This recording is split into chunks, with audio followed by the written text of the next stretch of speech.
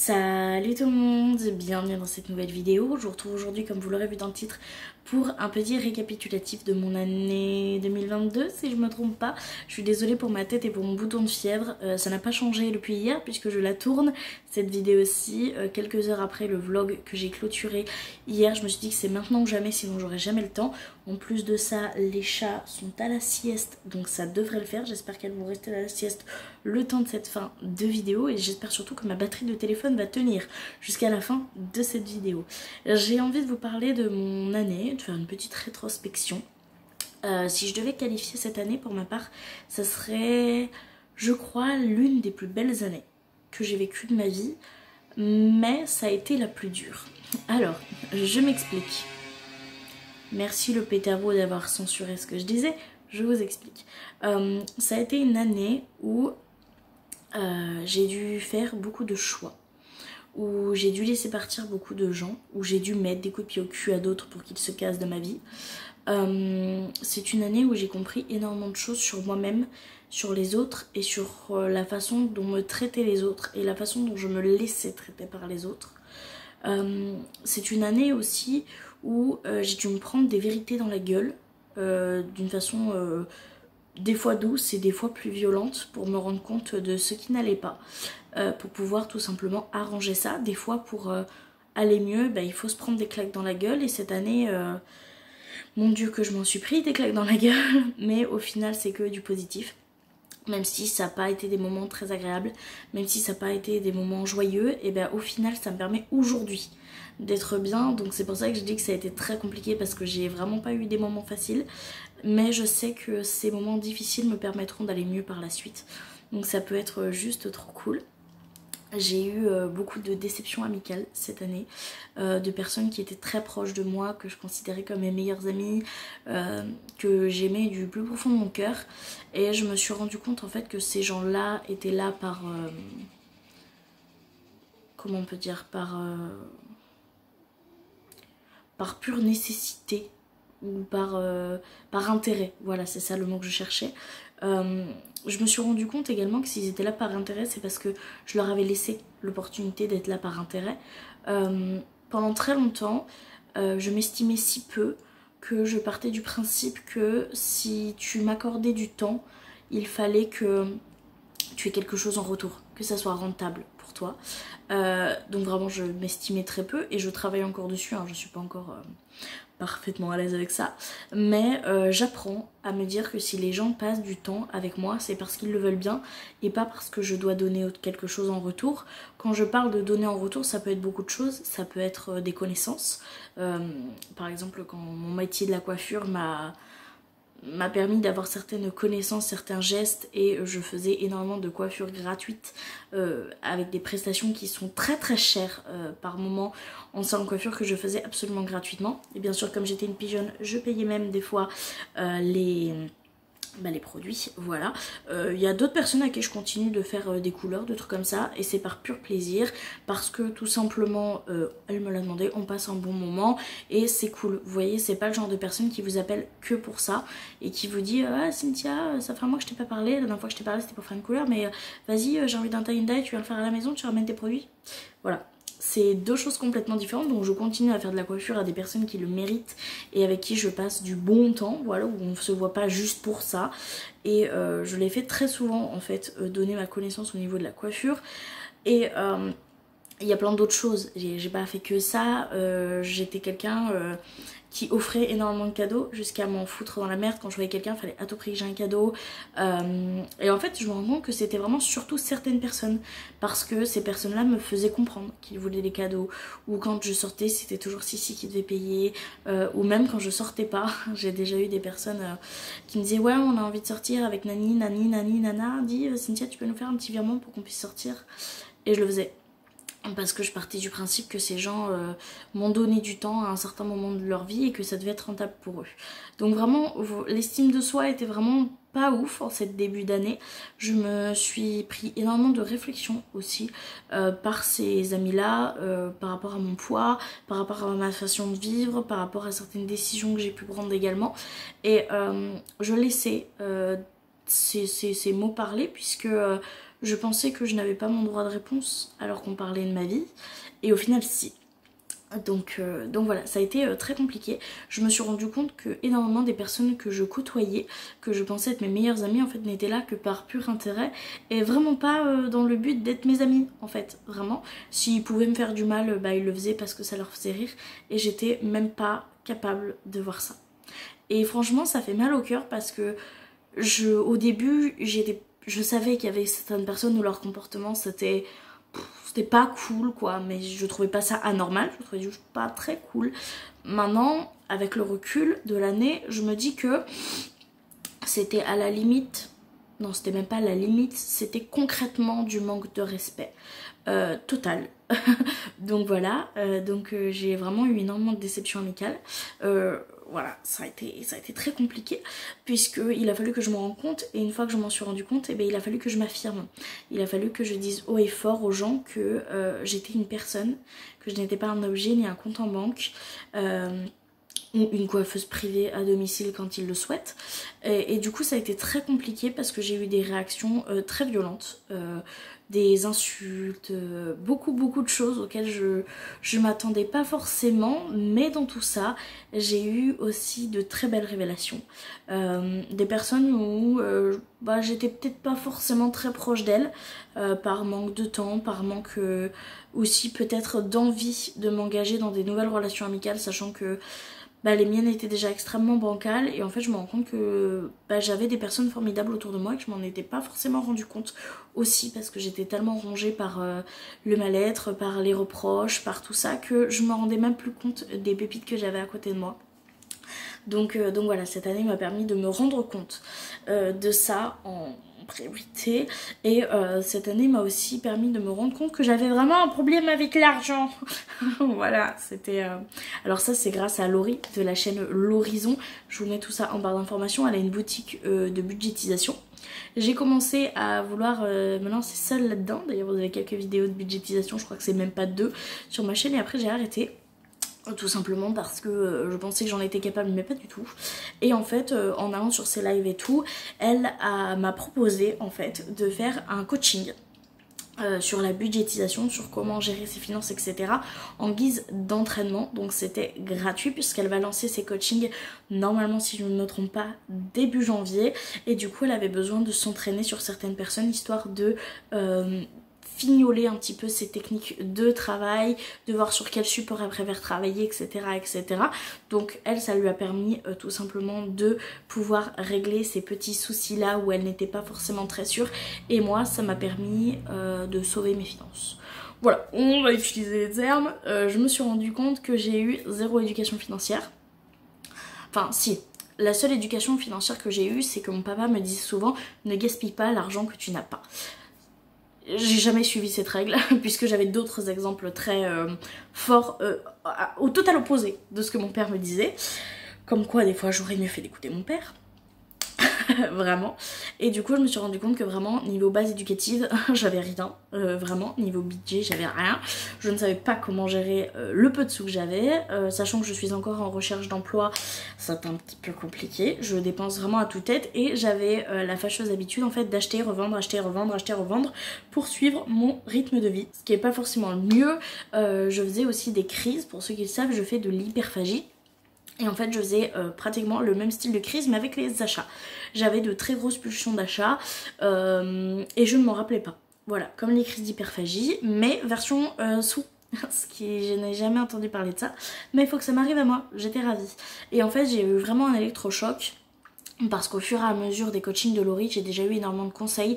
Et surtout, on a essayé de découvrir d'où venaient ces pulsions d'achat. Pourquoi est-ce que j'avais constamment besoin de dépenser des sous dans tout et n'importe quoi. Et on s'est rendu compte que, comment expliquer ça, que en fait si j'achetais autant c'est parce que les choses que je possédais, je décidais si ça restait ou non. Et vraiment j'avais besoin d'être énormément entourée d'objets et de me dire que ces objets-là, si je veux qu'ils restent dans ma vie, ils resteront dans ma vie. Si je veux les faire dégager, j'ai juste à les mettre en vente ou à les mettre à la poubelle. Et du coup, on est parti là-dessus, on a découvert ça en travaillant avec plusieurs techniques différentes, en se posant des questions, en essayant de comprendre et tout ça. Et quand j'ai compris ça, je me suis dit que vraiment j'avais un assez gros souci qui était relié du coup à la confiance en soi et à l'entourage qui était très toxique. Et mon plus gros électrochoc a été quand j'ai trié le placard de ma cuisine, voilà, puisque en fait c'était un peu ma cachette à craquage, voilà, donc c'était rempli, mais quand je vous dis rempli, j'étais à 7 ou 8 cartons je crois, aussi gros que ceux qu'on avait pour le déménagement, entassés dans ce placard de choses inutiles que j'avais achetées. Clairement inutile, hein. C'était clairement que des pulsions d'achat, j'avais même des affaires pour des chiens. Je n'ai pas de chien, pour ceux qui ne le savent pas, je n'ai que des chats. Et pourtant j'avais croquettes, colliers, panières, j'avais tout ce qu'il fallait pour adopter un chien. Sauf que nous n'avons pas de chien. Donc voilà, donc vraiment c'était très catastrophique. Ma relation avec l'argent était chaotique et je ne vais pas dire que c'est réglé, puisque c'est toujours très compliqué, mais j'ai les bases. J'ai compris d'où ça venait, j'essaye de le gérer. J'ai pratiquement remboursé toutes mes dettes. En janvier, il me reste du coup une dernière dette, c'est l'achat du lit et du matelas où il y a 300 € qui sortent d'un coup le mois prochain. Donc comment vous dire que pour le remplissage des enveloppes, je ne suis pas sûre qu'il y ait grand chose, mais je la ferai quand même histoire de vous faire un petit point quand même du mois de décembre. Et il me reste quelques petites pièces, donc peut-être que je pourrais remplir des défis, ça sera bien.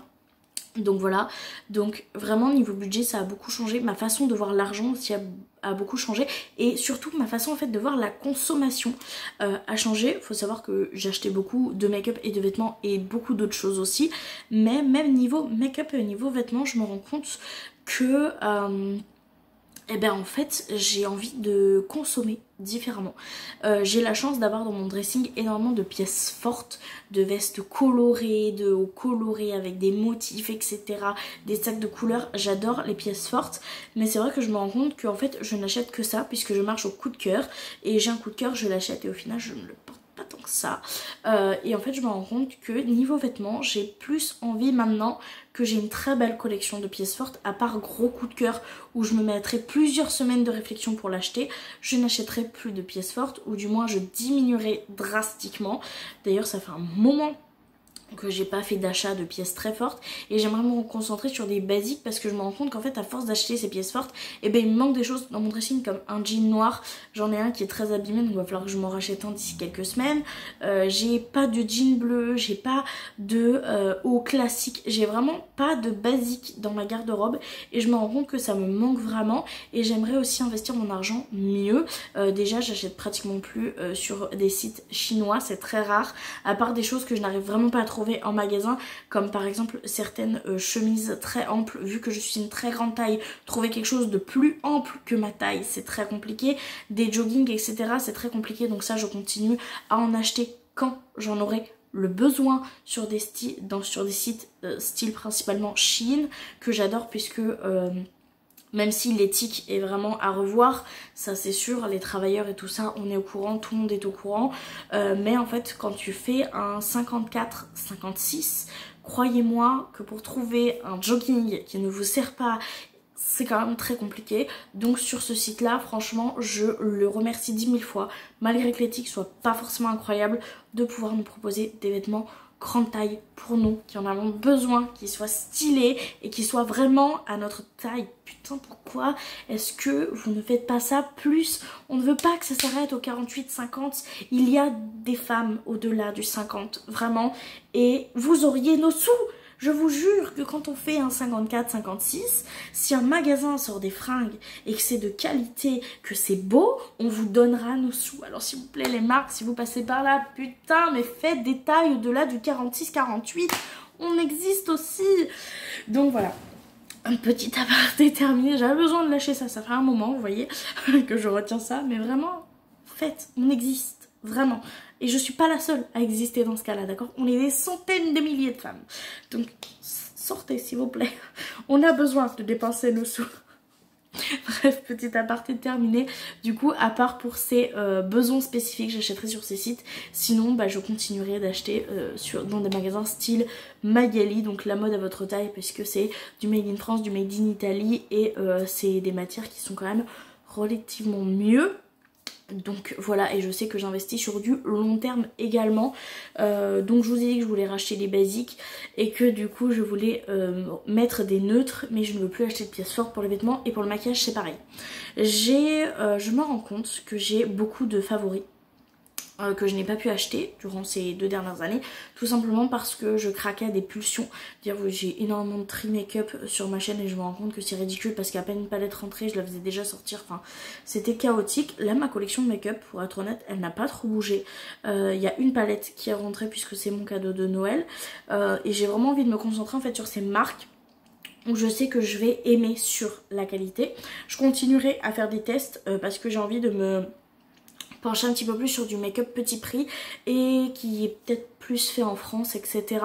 Donc je continuerai à tester des nouvelles marques, mais j'ai pas envie de tester des marques et de mettre par exemple 300 € dans le crash test, vous voyez, pour avoir tous les produits. Je testerai quelques produits par-ci par-là, ça sera plus des full face où j'achète tout pour faire la vidéo et au final j'en ai acheté des produits et je vous ai même pas fait les vidéos, donc franchement c'est gaspiller de l'argent pour gaspiller de l'argent.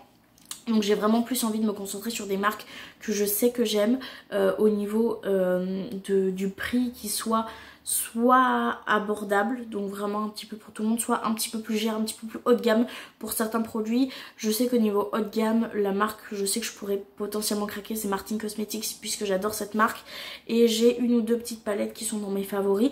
Je n'achèterai pas direct au lancement.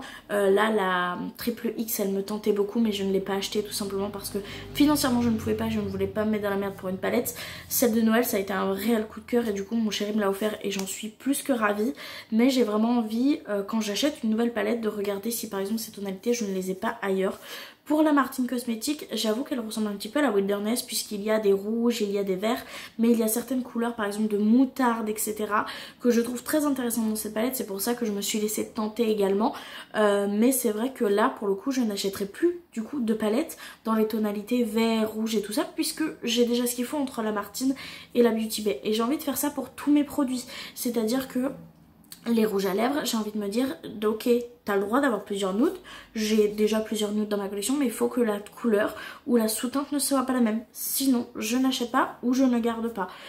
Ça va être pareil pour les produits teints. Par exemple pour les blushs, les bronzers et les highlighters, je garderai blush, bronzer, highlighter si en fait je n'ai pas exactement le même dans ma collection ou s'il y a un écart de prix. Par exemple j'ai un Kaleidos que je trouve magnifique, si je trouve un moins cher avec les mêmes tonalités mais bien sûr la pigmentation entre le Kaleidos et le un petit peu plus qualitatif, enfin un petit peu moins qualitatif mais un peu moins cher, je le garderai puisque j'aime bien avoir quand même un petit écart de prix. Je reste une fan de make-up donc forcément je vais continuer à en acheter, mais j'ai envie d'acheter plus responsablement, histoire de ne pas avoir des produits pour dire j'ai des produits. Et c'est vraiment une façon de consommer que j'ai envie de travailler. Je suis pas encore du tout la meilleure, hein. Comme vous pouvez le voir, au mois de décembre j'ai énormément craqué pour des décorations de Noël. J'ai vraiment acheté beaucoup, c'est une de mes périodes de l'année préférées et je compte pas en fait ne pas utiliser ces décorations de Noël là. Je vous montre derrière parce que j'ai mon meuble de télé mais vous voyez derrière aussi. Je compte les garder et les réutiliser au fur et à mesure des années et j'espère l'année prochaine pouvoir en acheter un peu plus, mais pas trop, vous voyez, pas histoire de me foutre dans la merde pour acheter des décos, mais vraiment que ça soit un petit peu toutes les années que je rajoute, histoire que ma décoration évolue au fur et à mesure des années et aussi au fur et à mesure de mes expériences de vie, voir ce que j'aime, ce que je n'aime plus, etc. etc. Donc voilà, pour moi c'est très important, je vois vraiment la consommation de façon très différente. J'espère que ma vision des choses continuera à évoluer et à s'affiner et que je pourrai apprendre aussi de nouvelles choses puisque j'essaye... En fait non, j'essaye pas. J'essayais de faire des toutes petites choses pour l'écologie, pour être honnête. Par exemple utiliser des cotons réutilisables, c'était très simple à mettre en place, mais j'ai envie de mettre des choses un petit peu plus concrètes pour l'écologie. Je n'y connais rien du tout, pour être honnête, je n'y connais fiche rien. Je suis une très grosse addict aux achats, aux produits ménagers et tout. Je sais qu'on peut faire énormément de choses différentes avec les produits ménagers pour éviter le plastique, pour éviter plein de choses. Pour être honnête, je m'en suis pas encore renseignée, mais c'est quelque chose que j'aimerais faire l'année prochaine. Me tendre un petit peu plus vers l'écologie. Je serai jamais une 100% écolo puisque j'ai quand même un très gros passé. Enfin, je dis ça peut-être dans quelques années, peut-être à mes 40 ans, je ne sais pas. Je ne sais pas de quoi la vie est faite, mais j'ai vraiment envie d'essayer de faire un petit peu plus de ce côté-là également. Donc voilà, donc cette année m'a vraiment permis de m'ouvrir les yeux sur énormément de choses, autant amicalement, autant au niveau de la consommation, au niveau autant de la dépense d'argent aussi. Je me suis rendu compte que la façon dont je voyais l'argent n'était pas du tout saine et j'essaie vraiment de travailler dessus. Et j'ai eu... Ça a été compliqué quand même hein, de se rendre compte de tout ça. Il faut se rendre compte que quand on se rend compte de tout ça, il y a beaucoup de claques dans la gueule que tu te prends parce que tu voyais pas la chose de cette façon-là. Et il faut vraiment mettre de côté ta fierté. Pour être honnête, j'en ai pas vraiment beaucoup. J'ai pas de fierté, j'ai pas trop d'ego. Donc je pense que ça a été quand même relativement simple. Ça a été plus de ne pas m'en vouloir par la suite d'avoir fait les choses aussi mal qui a été le plus dur pour moi. D'essayer d'être un petit peu moins sévère aussi avec moi-même et avec mes choix. Donc ça a été une année vraiment très intéressante, très beaucoup de changements, mais merveilleuse puisque j'ai pu me rendre compte de beaucoup de choses et aujourd'hui je vais mieux grâce à ça. Je dis pas que je vais énormément mieux et que tout va bien, pump it up, non, puisqu'il y a beaucoup de choses qui restent à travailler et que c'est pas toujours facile tous les jours, loin de là. N'oubliez pas que ce que vous voyez sur les réseaux c'est ce qu'on veut bien vous montrer, donc voilà, mais ça a été une année incroyable. En plus j'ai pu rencontrer des gens, j'ai rencontré des gens formidables en fait. Le fait d'avoir laissé partir certaines personnes qui n'étaient pas forcément des mieux pour moi, j'ai pu me permettre de rencontrer des gens absolument incroyables et de me rapprocher de personnes que j'avais déjà. Magali c'est une amie en or et c'est incroyable, je remercierai jamais autant Dieu de me l'avoir mis sur ma route, c'est juste incroyable. Pauline c'est une personne formidable, je suis tellement contente de son parcours, qu'elle aille mieux, qu'elle se sente mieux dans son corps et tout. Je suis si contente pour elle et c'est des personnes qui sont formidables et que j'espère que je pourrai garder dans ma vie très longtemps. Et j'ai pu rencontrer des personnes formidables comme Laurie, comme Laura, qui sont vraiment devenues aujourd'hui, je peux dire, des très bonnes copines, voire amies. En fait j'ai très peur d'utiliser le mot amie, pour être honnête. J'ai eu tellement de déceptions que je suis encore un peu patte de velours, vous voyez. Mais j'ai très peur de m'attacher très vite et que ça se passe mal. Mais c'est tellement des personnes incroyables et on en a déjà parlé en plus. En fait, je me demande où est-ce que ça va merder dans cette amitié. Je me demande vraiment à quel moment ça va briller et à quel moment ça va être la merde. Parce que ça a tellement été une habitude que c'est un réflexe. Réflexe que je dois encore travailler, je vous l'ai dit, tout n'est pas réglé. Mais ce sont des personnes incroyables et j'espère de tout cœur que ça n'arrivera pas. Après on ne sait pas de quoi la vie est faite, mais elles sont formidables. Elles sont incroyables, elles sont d'une gentillesse, d'une douceur et pourtant, malgré tout, quand t'as besoin qu'on te remette les idées en place, et ben elles sont là. Quand t'as besoin de conseils, elles sont là. Quand t'as besoin de te prendre un coup de pied au cul pour avancer, ben elles sont là aussi et c'est juste incroyable et je pense que c'est aussi pour ça que j'aime autant cette année. Et vraiment il s'est passé énormément de choses et même dans ma relation amoureuse, vous connaissez Rémi, je pense si vous me suivez, vous l'avez déjà vu dans beaucoup de vidéos et beaucoup de vlogs surtout cette année. Notre relation a vachement bien évolué. Dans l'ancien appartement, en fin d'habitation dans l'ancien appartement, c'était très tendu. On était tous les deux, je pense, au bord du gouffre. On en avait tous les deux extrêmement marre de cette vie-là, de ce qu'on devait subir dans cet appartement et tout ça. Et le fait d'avoir déménagé nous a vraiment donné un nouveau souffle. Et c'est incroyable parce que même si cette année a été compliquée aussi par rapport à ça, on a réussi à retrouver un nouveau cocon et une nouvelle stabilité. Je vais pas vous dire que c'est tout beau tout rose, hein. Dans tous les couples il y a des disputes, c'est normal. Si vous n'avez pas de disputes, posez-vous des questions. Vraiment je vous le dis, pour avoir vécu une relation avec zéro dispute, je peux vous assurer c'est que la personne en face elle s'en fout un peu de vous, parce que s'il y a même pas une mini dispute pour un petit peu de jalousie ou quelque chose comme ça, posez-vous des questions. Enfin du moins c'est mon expérience. Après il y a des couples qui arrivent à jamais se disputer sur rien du tout et qui vivent très heureux, mais nous on se dispute de temps en temps mais ça dure jamais très longtemps. On a la maturité maintenant et on se connaît assez bien pour savoir laisser l'espace dont a besoin l'autre et après pouvoir en discuter également, et ça c'est incroyable. Et surtout on en a beaucoup moins et ça fait beaucoup plaisir. Et surtout on passe énormément de temps de qualité ensemble. On essaye vraiment de plus avoir du temps vite fait comme ça, vous savez, un petit smack par-ci, un petit smack par-là, ouais, on va faire les courses, oh, bah, non. On essaie vraiment de prendre du temps pour nous, du temps à nous deux, du temps qui est 100% consacré à notre couple, à notre amour, à nos passions, et on essaye aussi de se laisser plus de temps pour nos passions individuelles. Ça évite qu'on s'étouffe, tout simplement. Et même si c'est que j'adore faire des choses avec Rémi, des fois on a besoin de ces petits moments, là par exemple quand je filme, où j'ai besoin d'être dans mon petit cocon pour pouvoir vous parler, ou pour faire mon montage, ou lui quand il est dans sa programmation.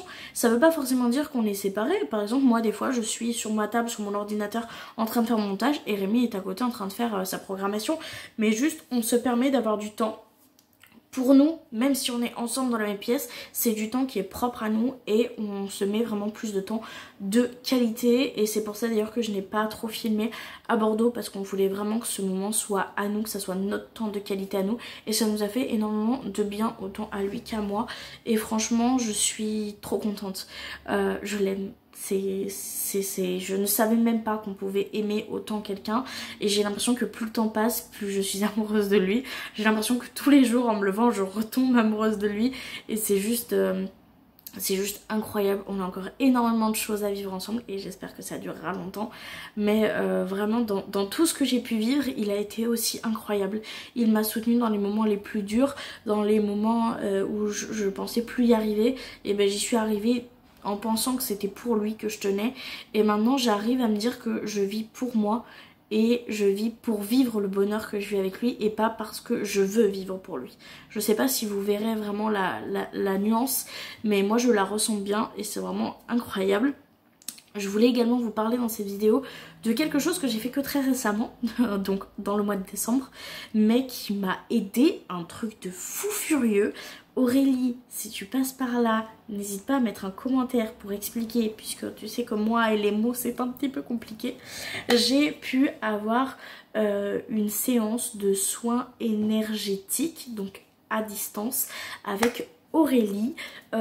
C'est une amie de Laurie que j'ai pu connaître par le biais de Laurie, et du coup connaître ce métier là, ce domaine là par le biais de Laurie, et du coup j'ai fait un soin énergétique avec Aurélie et ça a été incroyable. Pour ceux qui le savent, j'en ai déjà parlé vite fait, je fais de l'hyperphagie depuis maintenant un long moment. Voilà les séquelles, pas que, hein, ça fait pas que l'hyperphagie, mais on peut dire que c'est une bonne base de ça. Et c'était vraiment très compliqué à vivre pour moi, l'hyperphagie. Je le vivais très très mal, j'ai testé tellement de choses différentes. Peut-être qu'un jour je vous ferai une vidéo sur l'hyperphagie si ça vous dit, mais du coup j'ai fait un soin énergétique avec Aurélie sur la base de recherche de l'hyperphagie, et ça a été incroyable. Les résultats en une séance ont été mais bluffantes pour moi, ça m'a changé la vie. Très clairement, ça m'a changé la vie. Ça fait que très peu de temps que je l'ai fait, mais ça a tellement changé.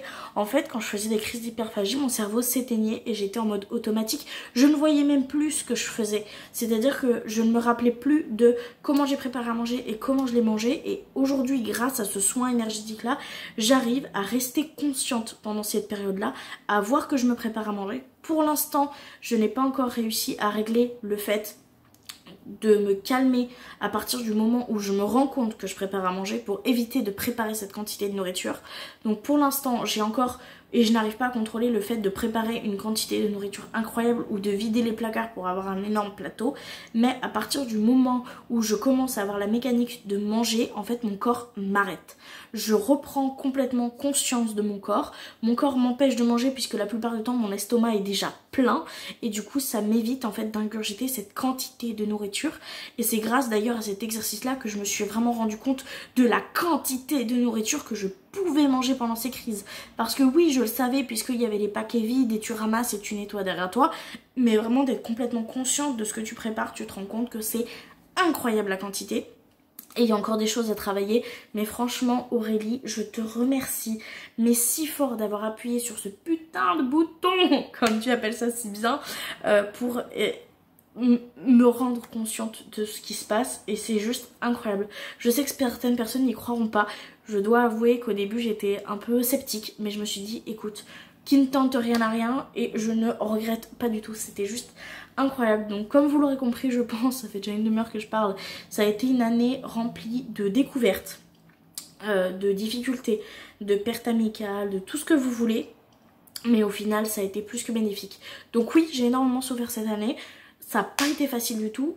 Je fais peut-être un peu trop de bien avec mes poings là. Ça n'a vraiment pas été facile du tout, mais au final, le résultat est tellement magnifique que je ne referai jamais machine arrière. Donc voilà, ça a été une année incroyable, j'espère que l'année prochaine sera tout aussi incroyable. J'ai très hâte de pouvoir la vivre avec vous, j'ai très hâte de pouvoir partager ça avec vous. YouTube ça reste ma passion, donc forcément j'ai envie de vous partager de plus en plus et j'ai envie de moins en moins me limiter sur mon contenu. Donc voilà, donc j'espère que vous serez de la partie pour me suivre mes aventures durant la prochaine année. Je en profite aussi, ça c'est un petit peu moins positif par contre et je m'en excuse d'avance, ça sera la dernière vidéo des Vlogmas. Oui, je sais que vous allez être déçus, malheureusement je n'ai pas pu prendre assez d'avance et je m'en excuse beaucoup puisque du coup les Vlogmas s'arrêteront à ce 23e épisode. J'étais censée faire jusqu'au 24, je ne vais pas pouvoir étant donné que j'étais malade et ça peut se voir, je le suis encore un petit peu mais franchement ça va beaucoup mieux. J'ai pas pu prendre l'avance que je voulais pour partir chez mon grand-père et comme je vous l'ai dit j'ai vraiment envie de prioriser maintenant le temps de qualité, que ce soit avec Rémi ou que ce soit avec toutes les personnes avec qui je peux et avec qui j'ai envie surtout de le faire. Et mes grands-parents en font partie, je les vois tellement peu que j'ai tellement envie de profiter à fond. J'ai pas envie d'avoir sortir mon téléphone, à sortir l'ordinateur, à faire du montage, etc. etc. C'est pas du tout quelque chose que j'ai envie. Donc les vlogs s'arrêteront à la fin de celui-ci cette année. L'année prochaine j'essaierai, je les referai bien évidemment, sauf si tu passes par là, t'inquiète pas, l'année prochaine tu en auras de nouveau. Et j'essaierai de m'organiser différemment pour essayer que ce soit plus simple et pour tenir plus le rythme et pouvoir faire des vidéos peut-être un petit peu différentes aussi. Donc voilà, j'espère quand même que cette petite vidéo vous aura plu. Là je me suis complètement livrée, là vous avez été ma psychologue. J'ai fait ma petite introspection qu'on dit sur l'année qui vient de passer. J'espère réellement que ça vous aura plu. Je vous remercie infiniment d'avoir regardé cette vidéo en entière, mais je vous remercie aussi énormément de m'avoir suivi dans cette première aventure des Vlogmas. Ça a été quelque chose d'absolument incroyable, très dur, le rythme très dur, j'ai vraiment sous-estimé le rythme des Vlogmas, mais pour le coup ça a été vraiment très instructif, j'ai appris beaucoup de choses et j'ai surtout ultra kiffé les faire, ultra kiffé répondre à vos commentaires et tout, tous les jours et tout. Ça a été juste une aventure incroyable, donc je vous remercie énormément de m'avoir suivi dans cette aventure et je ne peux que vous remercier. Voilà, j'espère que l'année prochaine ça vous plaira tout autant et moi du coup je vous fais de très gros bisous. Et je vous dis au 1er janvier pour la prochaine vidéo. Bye. Ah non, attendez, j'ai oublié un truc. Oh, quel malpoli je suis. Je finis les Vlogmas, il faut que je vous souhaite un joyeux Noël. Non mais, vous y croyez ça, j'ai oublié de vous souhaiter joyeux Noël. N'importe quoi. Donc je vous souhaite aussi un merveilleux Noël, des merveilleuses fêtes de fin d'année, que vous profitiez à fond, que vous aimiez les gens avec qui vous passez du temps, que vous mangez bien, parce que manger bien pour les fêtes de Noël, c'est cool aussi, que vous ayez des cadeaux que vous adorez. Et pour ceux qui ne fêtent pas Noël, parce que je sais qu'il y en a certains d'entre vous qui ne fêtent pas Noël, je vous souhaite de merveilleux jours tout court. Je vous souhaite de passer d'excellentes journées jusqu'à ce qu'on se retrouve. Et je vous fais à tous et à tous de très gros bisous. Je vous aime très fort et je vous dis à très bientôt. Bye!